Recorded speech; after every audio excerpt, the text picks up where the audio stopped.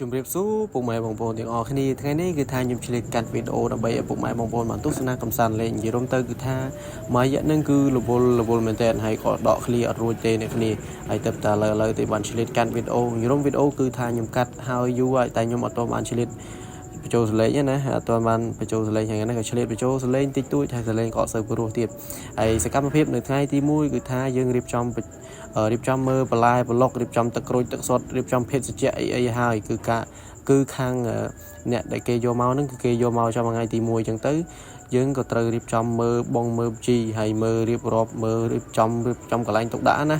ហើយបន្តមកទៀតគឺថាមានសកម្មភាពបងប្អូនគឺគាត់កំពុងរៀបចំតឡើងរោងហើយយំទៅគឺរោងអត់ពិបាកតឡើងទេដោយសារតែការ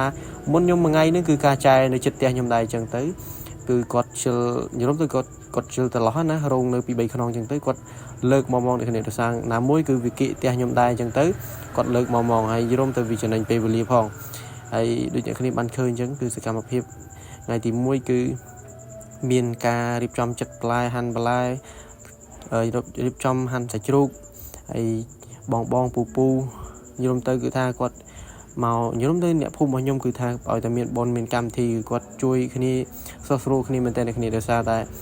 ในភូមិខាងខ្ញុំនឹងគឺទំនៀមទម្លាប់ប្រពៃណីតាំងពីយូរណាស់មកឲ្យតែមានកម្មវិធីគឺថាបងប្អូនអ្នកភូមិគឺគាត់មកជួយគ្នាអ្នកដៃអ្នកជើងណាហើយអ្នកប្រុសក៏គាត់ធ្វើជ្រូកធ្វើគោទៅហើយស្រីក៏គាត់រៀបចំហាន់បន្លែហាន់សាច់ដើម្បីធ្វើម្ហូបថ្ងៃទី1យល់ទៅថ្ងៃទី1គឺអត់មានចាក់មីក្រូទេដោយសារតែគឺការខ្ញុំគឺការតែមួយថ្ងៃទេហើយដូចជាអ្នកគ្នាបានឃើញទស្សនាសកម្មភាពជាក់ស្ដែងអញ្ចឹងហើយរបស់ខ្ញុំគឺគាត់កំពុងតែរៀបចំអាំងសាច់រៀបចំធ្វើម្ហូបដើម្បីឲ្យអ្នកមកជួយនឹងគាត់បានហូបបានផ្សារហើយយាយក៏គាត់រៀបចំសធររៀបចំហើយខ្ញុំក៏អត់សូវស្គាល់ទេណាហើយវីដេអូរបស់ខ្ញុំគឺថតរៀងញ៉ៃទៀតនេះគ្នាហើយវីដេអូរបស់ខ្ញុំគឺមានតែប៉ុណ្្នឹងទេឥឡូវគឺថាឈានចូលដល់ទីបញ្ចប់ហើយអរគុណច្រើនជួបគ្នានៅវីដេអូបន្តនិយាយទៅគឺថានៅវីដេអូបន្តទៀតហើយមានវីដេអូទាំងអស់មកចប់តែមានទាំងវីដេអូរួមវីដេអូ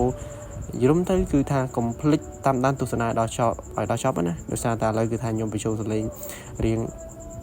ញ៉ៃនេះគ្នាដោយសារតែខានបញ្ចូលយូរអរគុណច្រើនជួបគ្នានៅវីដេអូទី2 Let's go